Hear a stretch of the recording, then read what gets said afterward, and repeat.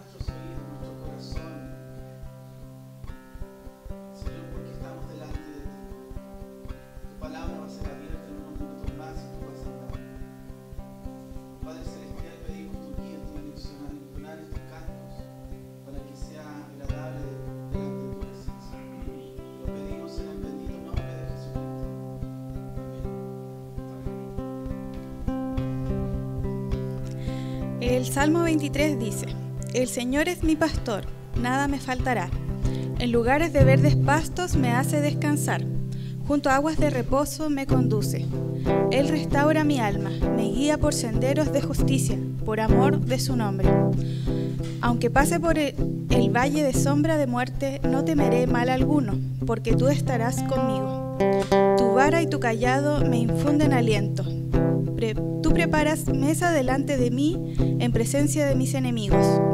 Has ungido mi cabeza con aceite, mi copa está rebosando. Ciertamente el bien y la misericordia me seguirán todos los días de mi vida, y en la casa del Señor moraré por largos días. Me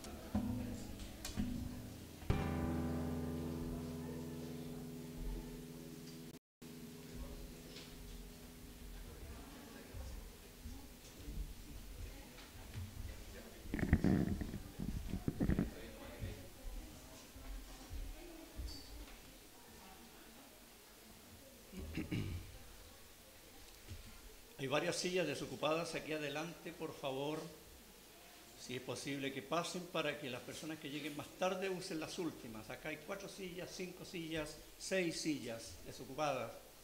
Por favor, se les agradece.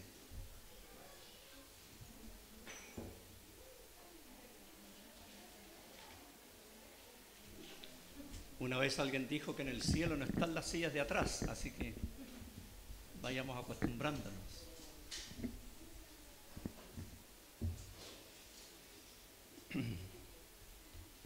Quiero invitarles a esta hora que podamos buscar en el libro del profeta Zacarías, Antiguo Testamento, libro del profeta Zacarías. Vamos a leer en el capítulo 7. Wilson, acá adelante hay sillas desocupadas. Por favor, pasen nomás. Con toda confianza. Muchas gracias.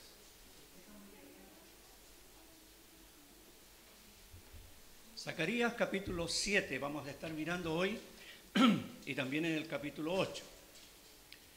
Antes de que leamos, seguramente algunos se acordarán, hace 3 semanas atrás estuvimos mirando los 6 primeros capítulos de este libro y decíamos que hoy día veríamos la segunda parte, desde el 7 hasta el 14.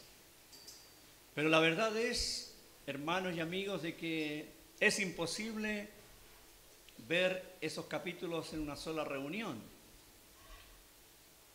Vamos a estar mirando hoy día algunas cosas en el capítulo 7 y en el 8 y dejaremos para una próxima oportunidad los capítulos que siguen, porque realmente este libro tiene mucha enseñanza para nosotros, pese a que fue escrito hace más de 2700 años atrás y que fue escrito, como bien sabemos, para el pueblo de Israel que había vuelto del cautiverio de Babilonia. Sin embargo, para nosotros hay enseñanza y confiamos en el Señor que lo que hoy día podamos compartir nos bendiga a todos. Lo que hay aquí en el capítulo 7 y en el capítulo 8 de Zacarías está escrito o fue dicho por el profeta más o menos cerca de 2 años después de los primeros mensajes de los capítulos 1 al 6. Si a usted le gusta estudiar esos detalles de la Biblia, fíjese al comienzo aquí del capítulo, porque habla allí del año 4 de cierto rey, mientras que los mensajes anteriores habían sido en el año 2. Incluso se dan hasta el mes y el día, ¿ya? Entonces fue cerca de 2 años después. Y estos mensajes que están aquí en estos 2 capítulos son 4 mensajes, no son largos, son breves. El Señor los dio por medio del profeta a raíz de una pregunta que ciertos judíos le hicieron a los sacerdotes. Una pregunta bien especial y que está allí en el versículo 3 del capítulo 7. ¿Qué pregunta fue? Dice, en medio del verso dice: ¿lloraremos en el mes 5? ¿Haremos abstinencia como hemos hecho ya algunos años? Había judíos que durante los 70 años que estuvieron en el cautiverio habían hecho un ayuno todos los meses en el día 5. Algunos piensan que fue precisamente porque era el mes cuando Jerusalén fue destruida. Entonces ellos ayunaron durante 70 años en el mes 5. Y ahora que estaban en la tierra prometida de nuevo, tenían la duda, bueno, ¿vamos a seguir ayunando o no? Y fueron con esa pregunta tan especial a los sacerdotes. Ahora bien, tenemos que hablar un poquito del ayuno. Y alguien dirá, oye, pero ¿por qué vamos a hablar del ayuno hoy día? Porque vamos a aclarar algunas cosas, ¿ya? Porque a raíz de esto vamos a aprender algo muy importante. Estuve buscando, mis hermanos y amigos, en el Pentateuco. Pregunto, ¿qué es el Pentateuco? Los 5 primeros libros de la Biblia, los 5 primeros libros de Moisés, conocidos también como la Torá. Y me llamó mucho la atención de que no hay ni un solo versículo allí que hable del ayuno. Dios nunca les dio instrucciones al pueblo de Israel para que ayunaran, nunca. Usted lea los 5 libros y no va a encontrar ni un solo versículo que hable del ayuno allí. Sabemos sí, en versículos posteriores de los libros históricos y proféticos, que los israelitas acostumbraban a ayunar, se abstenían de alimentos por ciertas cosas, incluso proclamaban ayuno nacional en ciertos casos. Ahora bien, busqué en el Nuevo Testamento, ¿ya? Y en las cartas apostólicas, que precisamente son los libros que deben guiar a la iglesia, porque no vamos a encontrar doctrina para la iglesia en el Antiguo Testamento. Por favor, tengamos eso claro, porque en el día de hoy hay una mixtura tan espantosa de cristianismo y judaísmo en muchos lugares. No, las normas para la iglesia del Señor están en las cartas apostólicas. Lo que tenemos en el Antiguo Testamento son lecciones, son ejemplos, pero la doctrina para nosotros está allí. Por eso, que si hemos entendido bien la palabra, los creyentes en Cristo no nos preocupamos de dar el diezmo. Y ese es un tema que va a venir en el último libro que estudiaremos, que es Malaquías. Así que vaya preparándose, Dios mediante, para 6 domingos más, si es la voluntad de Dios. El tema del ayuno es lo mismo. Busqué en las cartas apostólicas y fíjese que hay una sola mención a ayunos. Y para que usted lo sepa, está en 2 Corintios capítulo 11, verso 27, y allí se habla de ayunos. ¿Y de qué habla Pablo allí? Pablo está hablando de todos los sufrimientos que él padecía como apóstol. Usted sabe que los famosos apóstoles modernos, que son todos falsos, no tienen ningún padecimiento. Andan en aviones superjet, autos último modelo, en casas millonarias, ganan millones de dólares, engañando a los que les escuchan. Pero el apóstol Pablo, un apóstol sí de Dios, sufrió mucho. Y usted puede leer ahí en el capítulo 11 todo lo que él sufría. Y dentro de todos los sufrimientos, él hablaba de ayunos. Evidentemente no estaba hablando de que él ayunaba, sino que pasó hambre. Sí, el apóstol Pablo pasó hambre. Y como dice Filipenses 4, él tuvo que aprender a contentarse con lo que tenía, tanto si tenía como si padecía necesidad. Es la única vez que sale el concepto ayunos en las cartas. Y si quiere más información, en el libro de los Hechos aparece en 3 oportunidades. Esto lo digo para los hermanos que les gusta estudiar.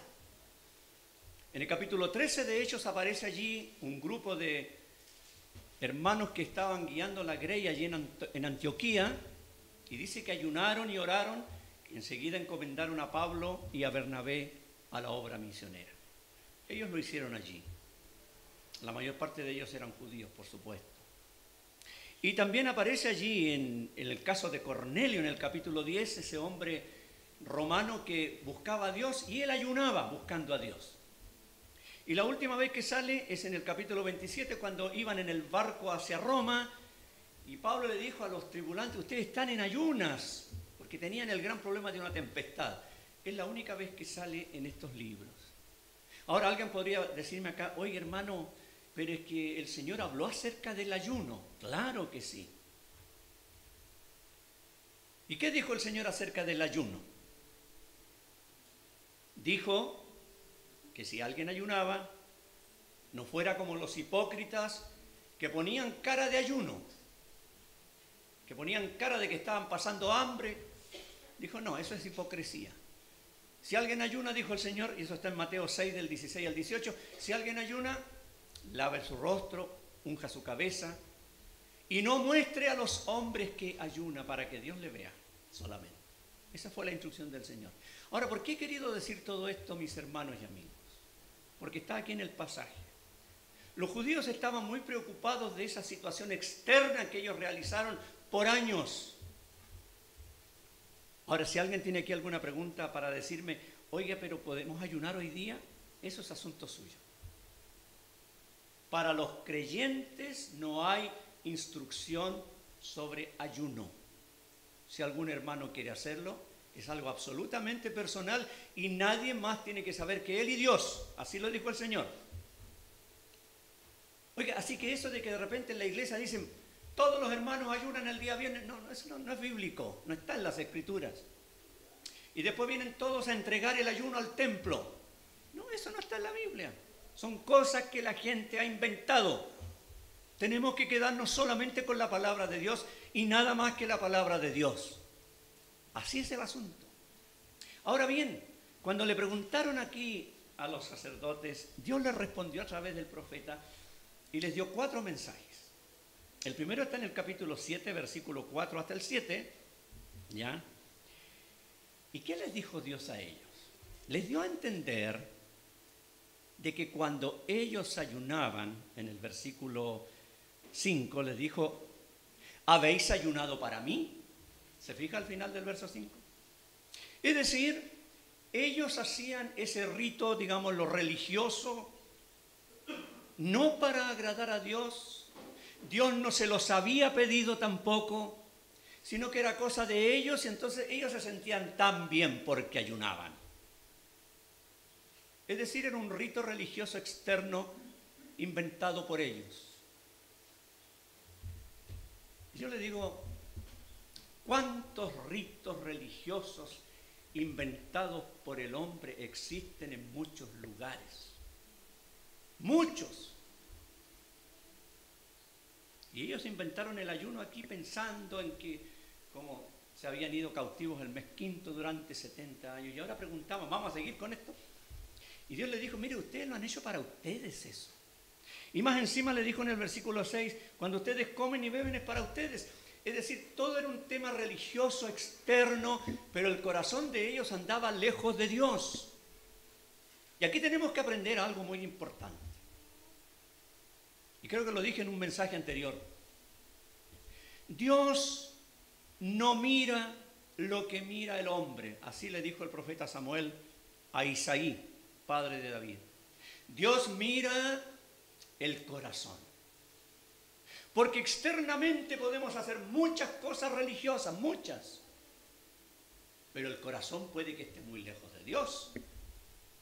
Y ese es el punto importante, mis hermanos y amigos. ¿Qué ve Dios en nuestras vidas privadas, internas? Porque claro, podemos tener una apariencia externa muy religiosa, pero ¿qué ve Dios en nosotros internamente? Eso le dijo Dios acá. Ustedes ayunan para ustedes y cuando comen, beben para ustedes y se han olvidado de las palabras de los primeros profetas, le dijo en el versículo 7. Cuando aún Jerusalén estaba construida, estaba tranquila, Dios les hablaba por profetas. Y por ejemplo, si nos acordamos de lo que le dijo el profeta Miqueas al pueblo en el capítulo 6, verso 8 de Miqueas, le dijo allí, ¿qué pide Dios de ti? Dios no estaba pidiendo ayunos y tantas cosas, sacrificios. Dios pedía un corazón cambiado. Eso les dijo Dios a ellos en los tiempos de esos profetas. Y ahora el profeta Zacarías en el segundo mensaje, en el versículo 8 al 10, les vuelve a recordar lo que Dios les había dicho tanto tiempo atrás y se los vuelve a recordar. ¿Cómo tenían que actuar ellos? Ahí está la palabra de Dios en el verso 9 y 10. ¿Cómo tenían que vivir ellos? Y ¿sabe? Dios les recuerda después en el versículo 11. ¿Cuál fue la reacción de ustedes? Y ¿sabe? Yo miraba este versículo 11 y 12 y realmente es escalofriante lo que Dios dice de ellos. Ellos eran el pueblo de Dios, no nos olvidemos, el pueblo terrenal de Dios. Dios les habló por profetas antes, Dios les hablaba ahora de nuevo, les recordaba la palabra suya. ¿Y cuál había sido la actitud de ellos? Veamos el versículo 11 y 12 y veámoslo con mucho detalle, con mucho cuidado. ¿Qué le dijo Dios aquí por el profeta? pero no quisieron escuchar. Antes volvieron la espalda y taparon sus oídos para no oír. Y pusieron su corazón como diamante para no oír la ley ni las palabras que Jehová de los ejércitos enviaba por su espíritu por medio de los profetas primeros. Es un pasaje impresionante. Dios les habló y les habló. ¿Y cuál fue la respuesta de ellos? Lo primero, no quisieron escuchar. Lo segundo, volvieron la espalda a Dios. Imagínense.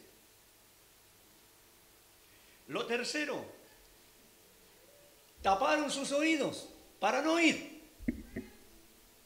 Y después hay una figura que pone aquí Dios por medio del profeta. Pusieron su corazón como diamante para no oír la ley ni las palabras que Jehová de los ejércitos enviaba. Pusieron el corazón como diamante. Realmente cuando se habla de los diamantes, ¿cierto? Se habla de algo tan lindo, ¿verdad? Sobre todo cuando hay matrimonios que llegan a los 75 años de matrimonio, 70, las bodas de diamante, todo tan hermoso, ¿verdad? Pero, ¿saben? Me puse a buscar por ahí y me encontré que el diamante es el material natural más duro que se conoce. No hay nada más duro que el diamante. Usted sabe que se usa un diamante para cortar vidrios. Y Dios pone este ejemplo. Yo considero que este fue un ejemplo aterrador que Dios les puso. Ellos pusieron su corazón como diamante, duro, ni siquiera como la roca, como diamante, para no escuchar. ¿Puede haber algo más terrible que eso?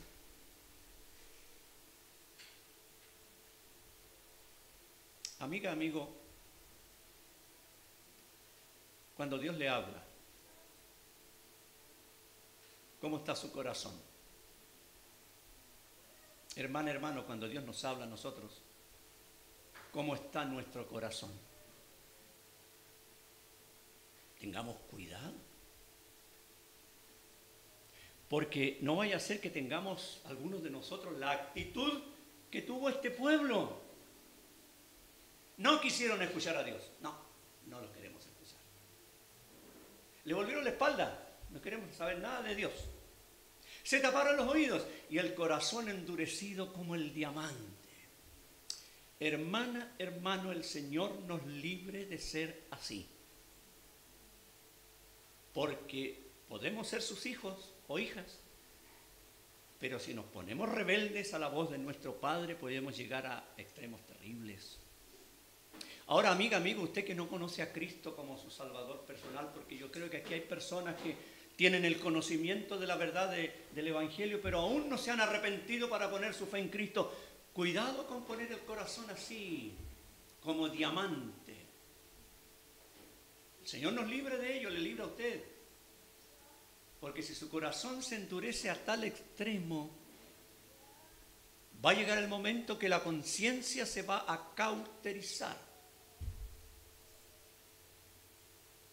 Conozco una persona en Santiago, una persona joven de 42 años,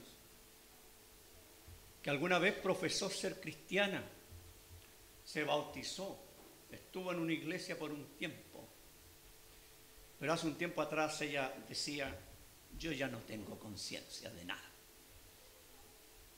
Que una persona pueda llegar a decir, ya no tengo conciencia, o sea, la conciencia ya. Y algunos han tratado de poner el ejemplo de la conciencia como algo así, como un disco que tiene altas puntas así, y que da vuelta, entonces como que a uno le toca por dentro y despierta uno. Pero tanto la conciencia se va gastando que al final aquellas puntas se ponen romas y uno haga lo que haga, diga lo que diga, piense lo que piense, no tiene conciencia de nada. Qué triste llegar a eso. Yo pienso en esa joven y digo, Señor, ten misericordia de ella. Este pueblo se puso así. Y fíjese lo que dice el versículo 12 al final. dice que vino gran enojo de parte del Señor. Y el verso 13 es impresionante también. Aconteció que así como él clamó y no escucharon, también ellos clamaron y yo no escuché, dice Jehová de los ejércitos. Dice que Dios clamó. ¿Y por qué Dios le clamaba a ese pueblo? Porque amaba a ese pueblo. Y lo amaba de tal manera que cuando comienza el tercer mensaje en el capítulo 8, versículo 2, Dios les dice, celé a Sión con gran celo y con gran ira la celé. ¿Por qué? Porque Dios amaba tanto a ese pueblo, lo amaba apasionadamente y estaba apasionadamente preocupado por la situación espiritual de ellos y clamó y les habló y ellos dieron vuelta a la espalda. Y cuando llegó el momento que ellos clamaron, Dios dijo, no te oigo ahora. Y aquí entra el tema de la paciencia de Dios. Hemos hablado quizá en alguna oportunidad. Dice la Biblia en el Nuevo Testamento, en la segunda carta de Pedro, que la paciencia de nuestro Dios es para salvación. Dice también allí que Dios es paciente y no quiere que ninguno perezca, sino que todos procedan al arrepentimiento. Dios es paciente. Y hace unos meses atrás, cuando hablábamos de otro de los profetas anteriores acá que hemos visto en ese tiempo por Zoom, hablábamos del hecho de que Dios en el Antiguo Testamento se muestra como un Dios tan paciente. Contrario a la idea de muchos que dicen que en el Antiguo Testamento Dios es un Dios tirano, un Dios malo, un Dios castigador. No hay tal cosa. Él es un Dios justo, claro, pero se ve con tanta paciencia. Y una vez dijimos que con este pueblo de Israel tuvo 800 años de paciencia antes de mandar los cautivos. Sí, Dios es muy paciente.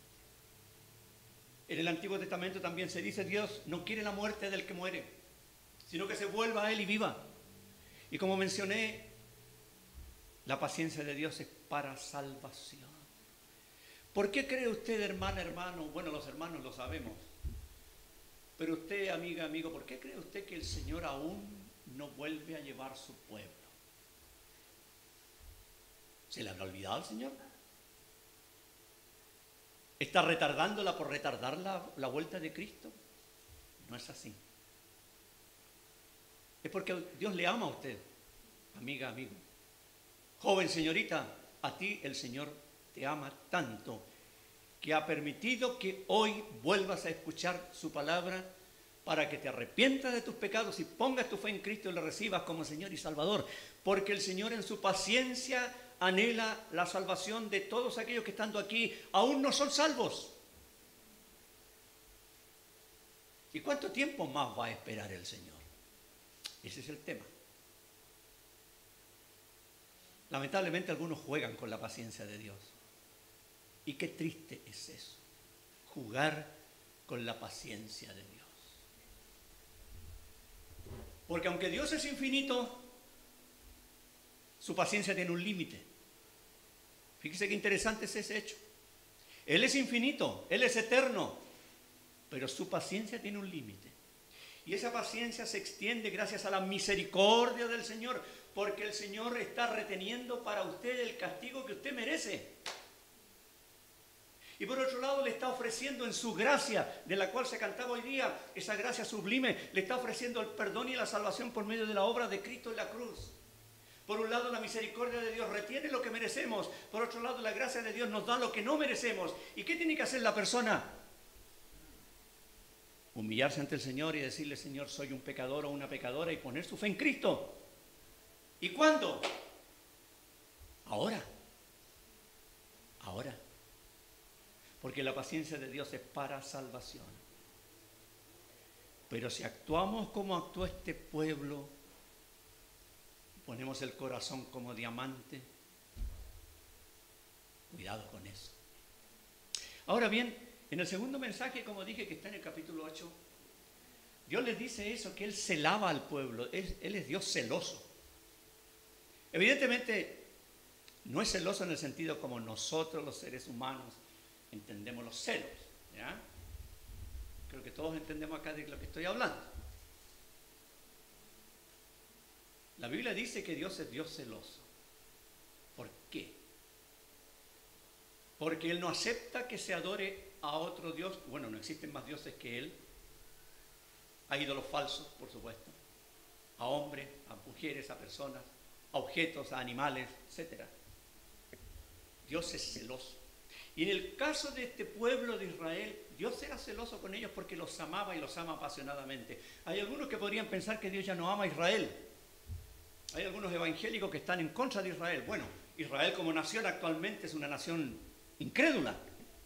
Pero Dios tiene su gente allí, su remanente. Dios amaba y ama a Israel. Y quería lo mejor para ellos. Y por eso actuó como actuó. Y Dios le ama a usted también. Me ama a mí.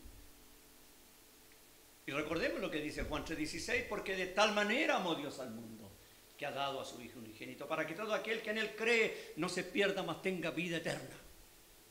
Ahora bien, Él les celaba porque les amaba apasionadamente y estaba apasionadamente preocupado de ellos. Y fíjese que en este tercer mensaje, después de reprenderles severamente en el segundo mensaje, les da una profecía maravillosa a ellos. ¿Sabe de qué se trata? Entre los versículos 3 al 5, oiga, es algo tan bonito lo que sale aquí para Israel, por supuesto, que ojalá algunos de ellos hayan despertado con lo que Dios habló por medio del profeta. ¿Qué les dijo? Les dio una mirada hacia el futuro, a este futuro que está cercano ahora. Leamos los versículos 3, 4 y 5. Puede que a muchos no lo hayan leído nunca esto y nos vamos a sorprender de lo que Dios les dijo a través del profeta. Ya les presento un cuadro futuro maravilloso para Jerusalén. Dice allí en el 3, así dice Jehová, yo he restaurado a Sión y moraré en medio de Jerusalén. Y Jerusalén se llamará ciudad de la verdad. Y el monte de Jehová de los ejércitos, monte de santidad. Así ha dicho Jehová de los ejércitos. Aún han de morar ancianos y ancianas en las calles de Jerusalén, cada cual con bordón en su mano por la multitud de los días. Me gusta el lenguaje.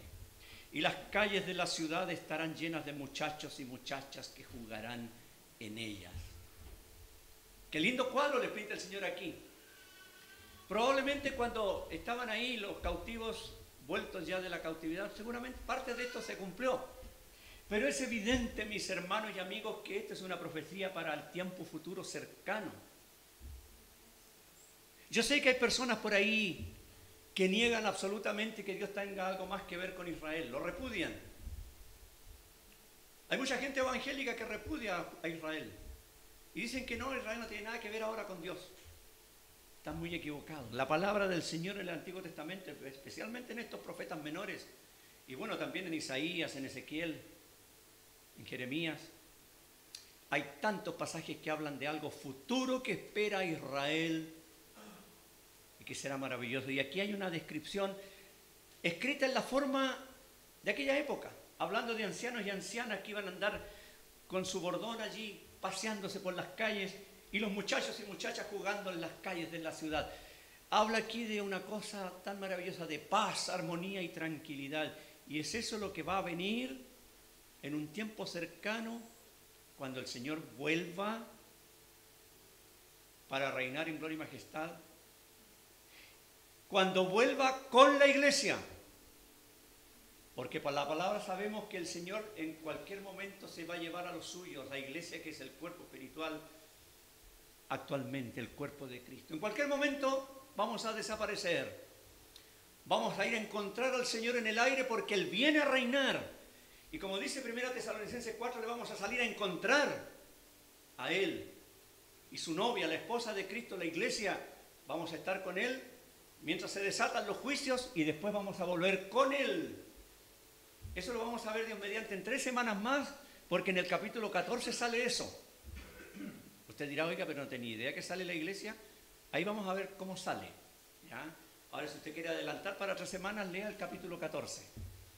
Que es un capítulo maravilloso. No lo lea aquí, léalo en la casa. ¿Ya?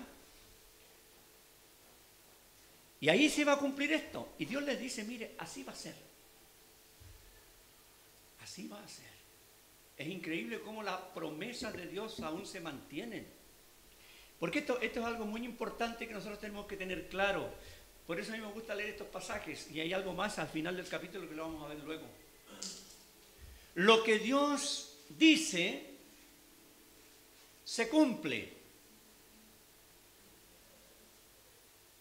Porque Dios es el Dios de verdad. Él es el Dios verdadero.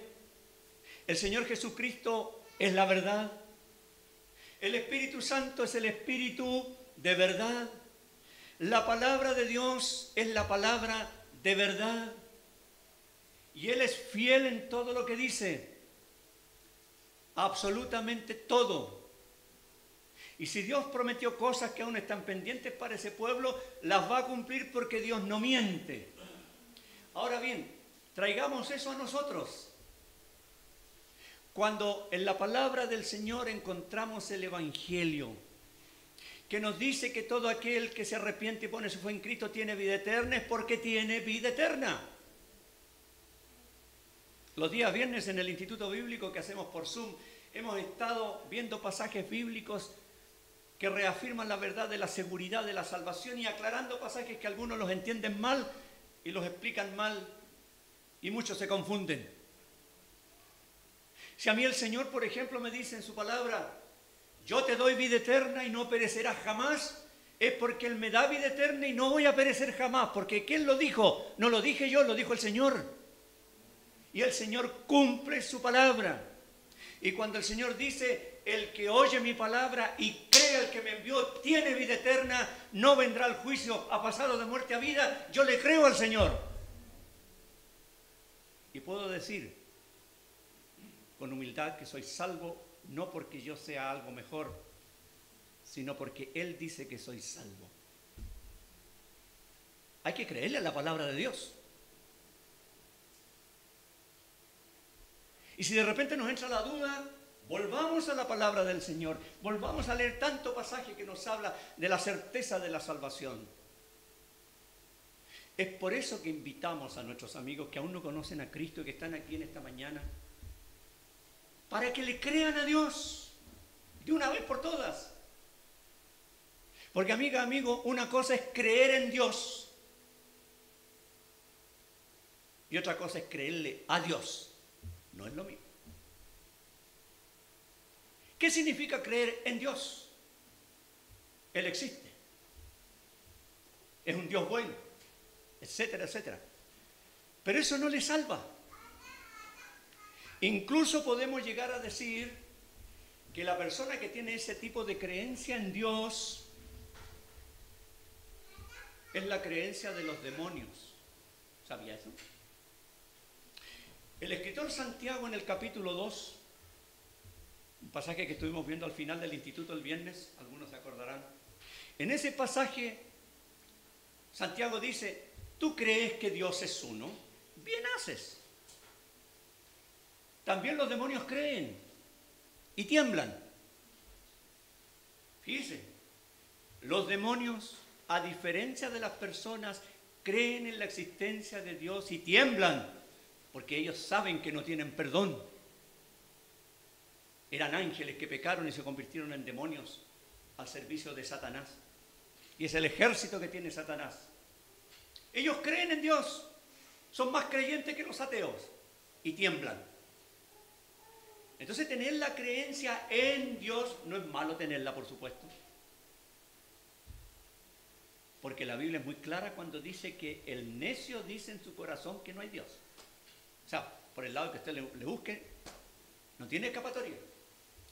Creer en Dios es bueno, pero creerle a lo que Él dice es lo más fundamental. Y si en la palabra de Dios Él me dice que yo soy un pecador sin mérito alguno, tengo que creerle, porque es verdad.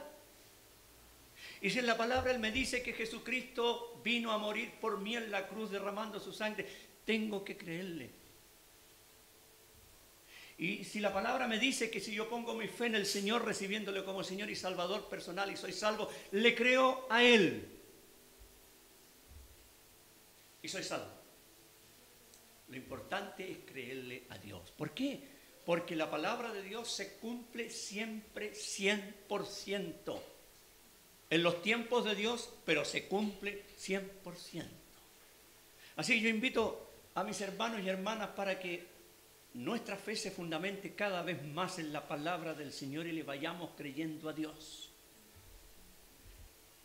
Yo sé que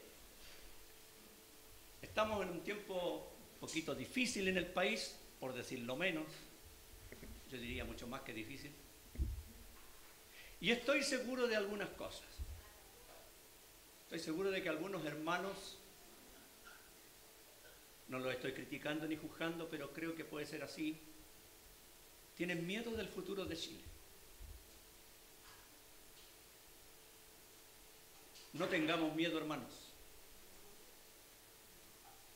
No nos olvidemos que el que está en nosotros es mayor que el que está en el mundo. No nos olvidemos que hay algunos que pueden matar el cuerpo y nada más, pero el alma no pueden tocarla.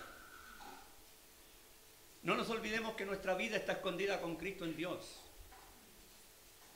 Así que no nos asustemos tanto. Es cierto que hay que informarse, es cierto que el 21 de noviembre hay que cumplir como ciudadanos del país, es cierto. Pero confiemos en el Señor tiene todo bajo control. Se lo dice una persona que vivió el año 70 hasta el 73. Había muchos aquí que no habían nacido. Yo ya tenía 20 años. Así que hermano, tranquilos. Si nosotros le creemos al Señor, estemos tranquilos, confiados en Él, en su palabra. Sigamos haciendo la obra que el Señor nos ha mandado a hacer. Es tan hermoso ver cómo cada vez más están viniendo hermanos y amigos a congregarse. Tenemos que aprovechar este tiempo porque no sabemos si de repente las autoridades van a dar vuelta atrás y nos van a encerrar a todos otra vez. Así que hay que aprovecharlo.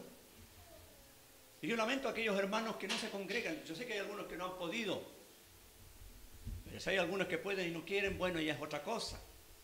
Tenemos que aprovechar esto, estas instancias de comunión. Tenemos oración los lunes, los martes, los jueves. Se ha separado a los hermanos para los efectos de estar más tranquilos orando. Hay que aprovecharlo, etcétera, etcétera.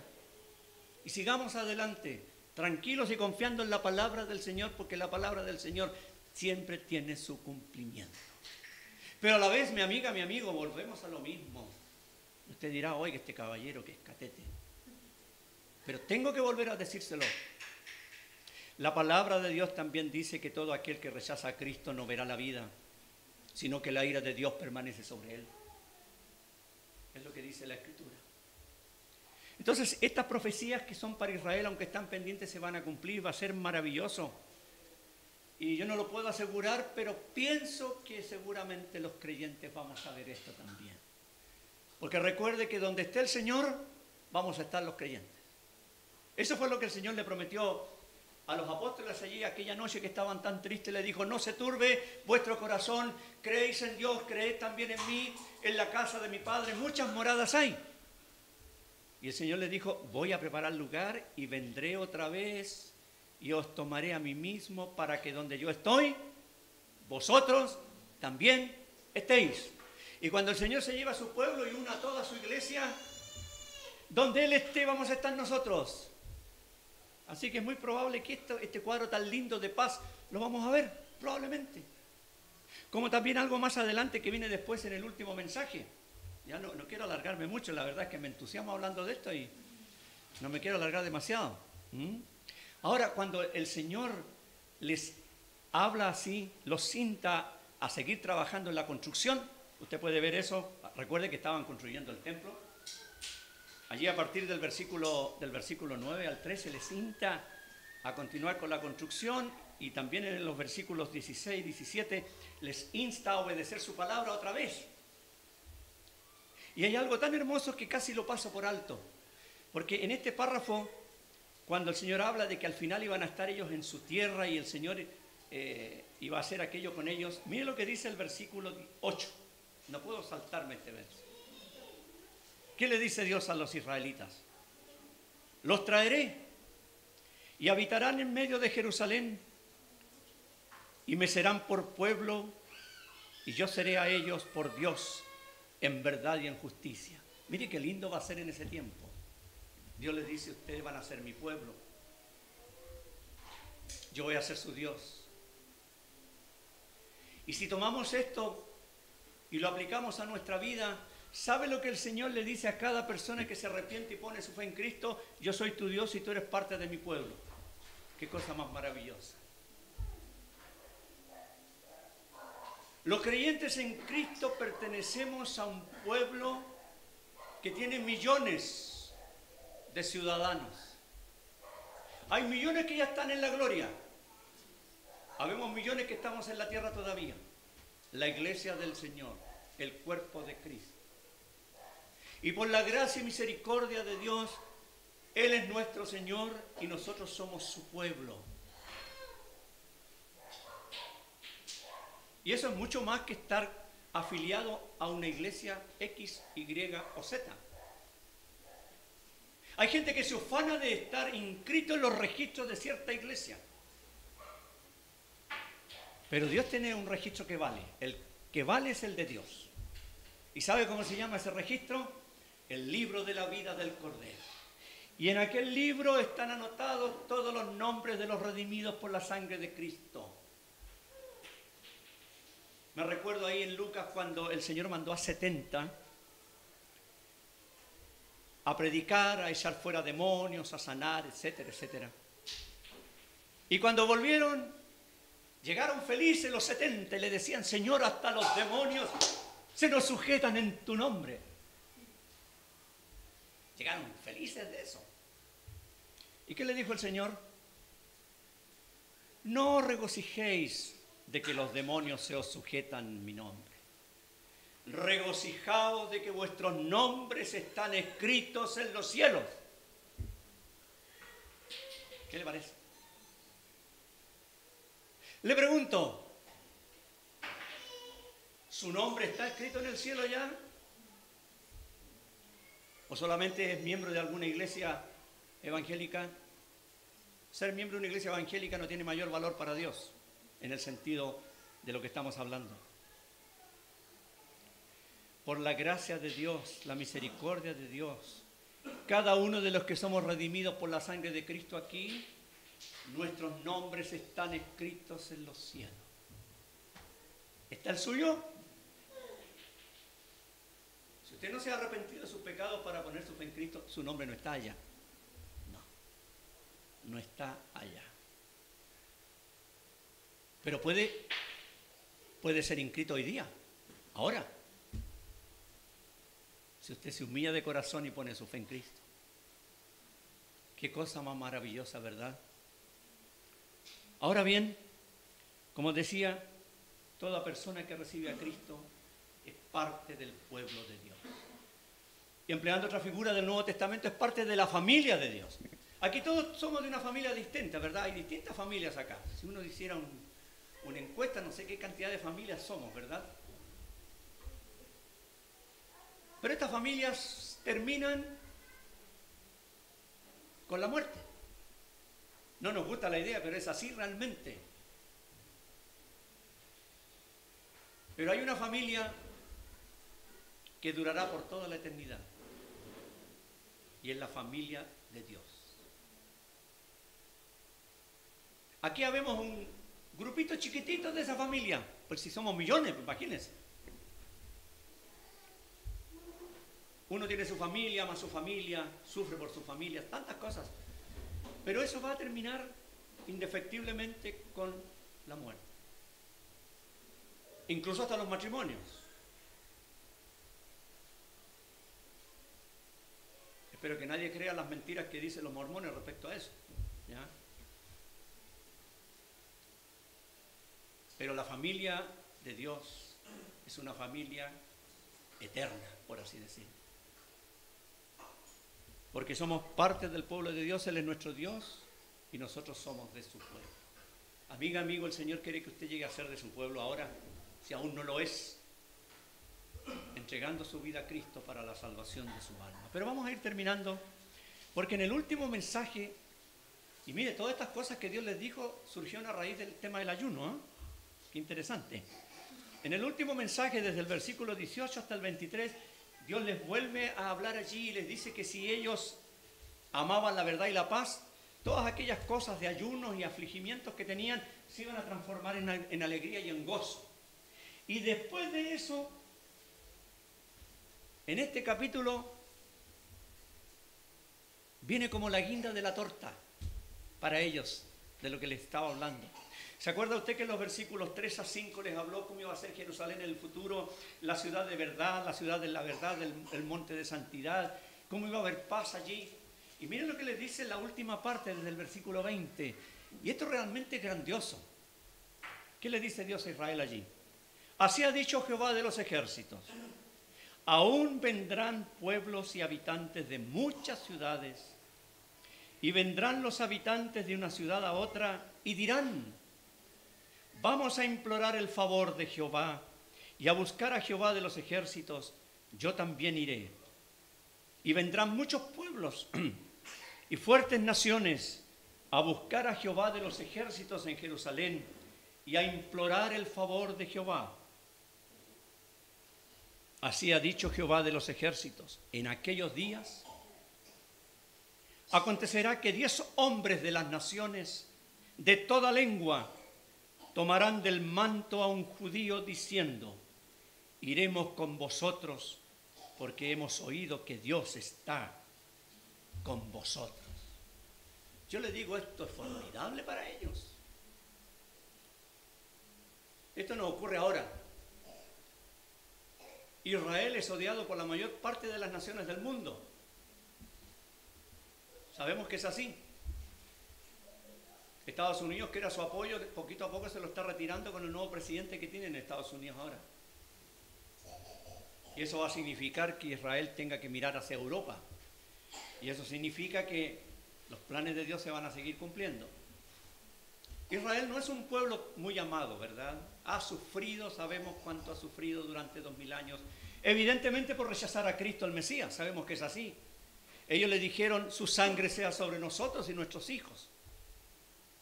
Recordemos nomás los 6 millones de judíos que mató Hitler en la Segunda Guerra Mundial, y así, hasta el día de hoy. Y hay mucho odio para muchos judíos en el mundo. Va a ser distinto en aquel tiempo del reino del Señor, porque ahí hemos leído que van a venir 10 hombres de distintas naciones y van a tomar a un judío del manto y le van a decir: queremos ir contigo, ustedes tienen la palabra de Dios. Qué prodigioso va a ser aquello. Pero para que eso pase con Israel, antes de eso, van a tener que arrepentirse y reconocer al Señor como el Mesías, al cual ellos niegan en el día de hoy. Por supuesto que no va a ser toda la nación. La Biblia habla de un remanente. Ellos van a reconocer al Señor y van a entrar a esta dicha y felicidad. Porque mi amiga, mi amigo, y con esto voy terminando, para poder recibir la bendición de Dios es necesario hacer lo que Él dice. Y vuelvo al tema de la salvación de nuevo. Para poder ser salvo, uno tiene que reconocer que está perdido.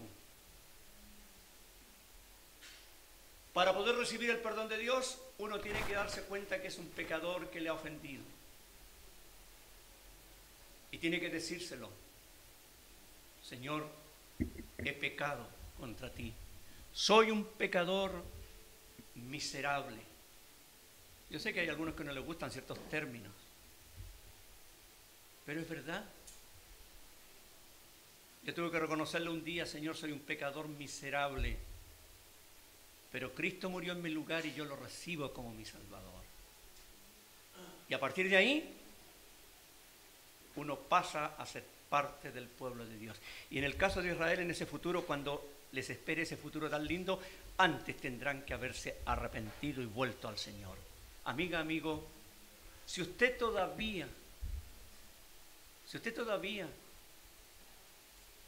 no se entrega a Cristo de corazón, hágalo ya. El Señor quiere salvarle. Para eso Él murió en la cruz y resucitó, para salvar su alma. Y al arrepentirse y poner su fe en Cristo, tendrá vida eterna de inmediato. Y será parte del pueblo de Dios. Seguro en Cristo. Por toda la eternidad. Así sea. Vamos a orar al Señor. Padre bendito, te agradecemos tu palabra en este día. Al mirar este libro tan antiguo con las experiencias de aquel pueblo, nos damos cuenta que muchas veces fuimos así nosotros, también no te queríamos escuchar, con las espaldas vueltas a ti, Señor. Pero gracias porque tú tuviste misericordia de los que aquí somos tus hijos. Nos redimiste, nos hiciste tus hijos, somos parte de tu pueblo. Y gracias, Señor, porque gozamos de esta salvación tan preciosa y tan inmerecida que tenemos en Él. Gracias por lo que hemos podido meditar en tu palabra. Ayúdanos a tus hijos a reafirmar más que nunca nuestra confianza en tu palabra, porque tu palabra es verdadera, es todopoderosa. Tú eres el Dios fiel, el Dios que no miente. Gracias, Padre, por eso, porque podemos descansar en ti en todo sentido. Pero, Padre, pedimos también por amigos y amigas que están con nosotros, jóvenes, señoritas, adultos. Tú conoces cada corazón. Y oramos, Padre, de que no haya nadie aquí que continúe haciendo esperar a la paciencia de Dios, sino que se acerque al Señor y humillado se arrepiente y ponga su fe en Cristo. Si en estos mismos momentos, Señor, mientras estamos orando, hay algún alma arrepentida, que ponga su fe en Cristo, Señor, obra en esa persona, ya sea joven o de edad, para la salvación de su alma. Te alabamos, te bendecimos por este tiempo. En el nombre del Señor Jesucristo. Amén.